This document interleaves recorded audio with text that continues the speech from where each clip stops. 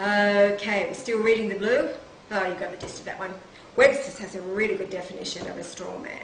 Okay, so the 9th U Collegiate Dictionary defines the term straw man, all caps, as a weak or imaginary opposition set up only to be easily confuted.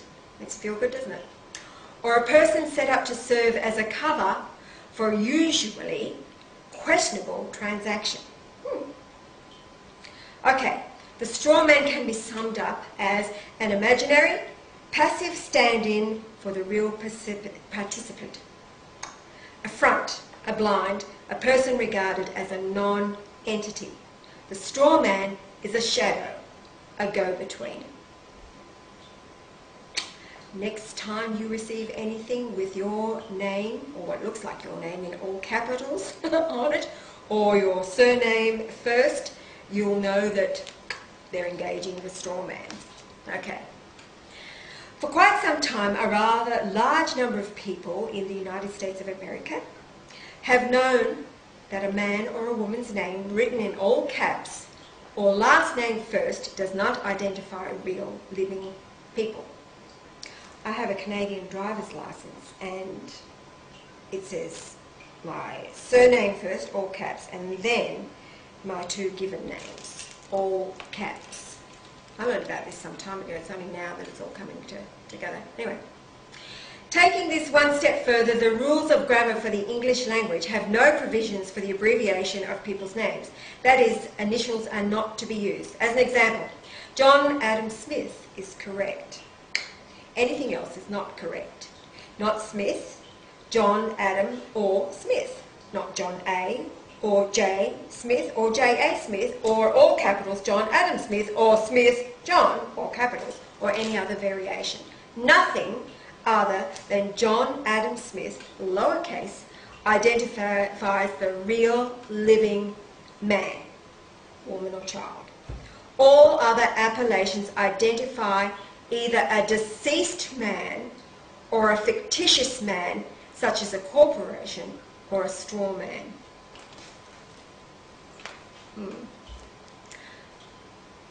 What's that movie, Night of the Living Dead?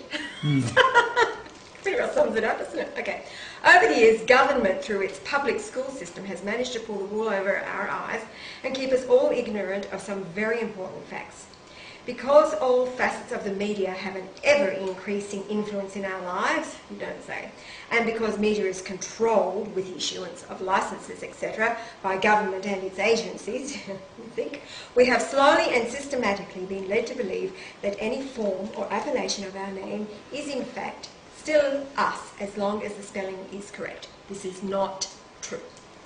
We were never told with full and open disclosure what our government officials were planning to do and why. We were never told that government, the United States, was a corporation, a fictitious person. We were never told that government had quietly, almost secretly, created a shadow corporation, a straw man, all caps, for each and every American, Australian, Canadian, English person, so that government could not only control the people but also raise an almost unlimited amount of revenue, so it could continue not just to exist but to grow, all caps. We were never told that when government deals with the straw man, it is not dealing with real living men and women. We were never told openly and clearly with full disclosure of all facts that since June the 5th, 1933, we have been unable to pay our debts. We were never told that we had been pledged, and our children and their children and their children, as collateral, mere chattel, for the debt created by government officials who created treason in doing so. Okay. We were never told that they quietly and cleverly changed the rules, even the game itself, and that the world we perceive as real is in fact fictional, and it's all for their benefit. We were never told that the straw man, all caps, a fictional person, a creature of the state, is subject to all the codes, statutes, rules, regulations, ordinances, etc. decreed by government, but that we, the real man and woman, are not. We were never told that we were being treated as property, as slaves, albeit comfortably for some, while living in the land of the free, and that we could easily walk away from the fraud. We never realised that we were being abused. By knowing the difference between our real self and our straw man, all caps, and behaving accordingly, we regain our proper sovereignty over legal fictions and the ability to experience true freedom, which is our birthright, for the enjoyment of the divine in us all. That got the nod from Brian. Okay? Okay. There's something else that we should all know. Everything since June 1933 operates in commerce. Why is this important? Commerce is based on agreement on contract.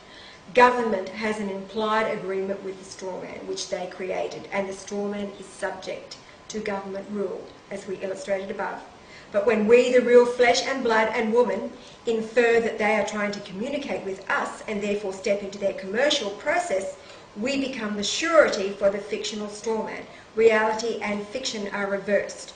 We then become liable for the debts, liabilities, and obligations of the strawman, relinquishing our real, protected by the Constitution, character as we stand in for the fictional strawman.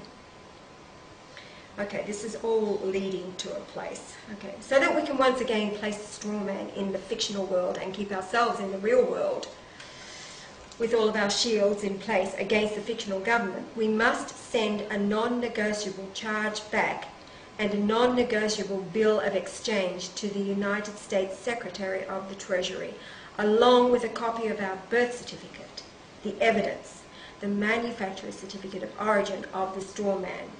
By doing this, we discharge our portion of the public debt, releasing us, the real man or woman, from the debts, liabilities, and obligations of the strawman. Those debts, liabilities, and obligations exist in the fictional commercial world of book entries, on computers and or in paper ledgers. It is a world of digits and notes, not of money and substance. Property of the real man once again becomes tax exempt and free from levy. Okay. Sending the non-negotiable charge back and bill of exchange accesses our Treasury direct account. Okay, now you didn't know that you had one, did you? Right, it's called a TDA, Treasury Direct Account. Okay, it explains here what is our TDA. Okay, Title 26 USC Section 163 H3B2, $1 million limitation. The aggregate amount treated as acquisition indebtedness for any period shall not exceed $1 million. $500,000 in the case of a married individual living in a separate return. Sorry, not living in a separate return, filing a separate return. Alright, this $1 million account is for the straw man, the fictional person with the name in all caps and all last name first. Sounds like your name. Right. It is there for the purpose of making book entries to move figures, digits from one side of ledgers to the other. Figures, digits, the entries in ledgers must move from asset side to debit side and back again, or commerce dies. No movement, no commerce. The fictional persona of corporate government can only function in a functional commercial world, one where there is no real money, only fictional funds, mere entries or figures or digits. Okay. Corporate state, capitals, courts have only jurisdiction over the straw man. A presentment from fictional government, whether traffic citation or criminal charges, is a negative commercial claim against the straw man. This claim takes place in the commercial fictional world of government. Digits move from one side of your strawman account to the other, or in a different account. This is today's commerce. In the past, we have addressed these claims by fighting them in court with one legal process or another and failed. We have played the futile, legalistic charade, a very clever distraction, while the commerce game played on. We were playing checkers, whereas the rules were Monopoly. But we can refuse to continue playing the charade.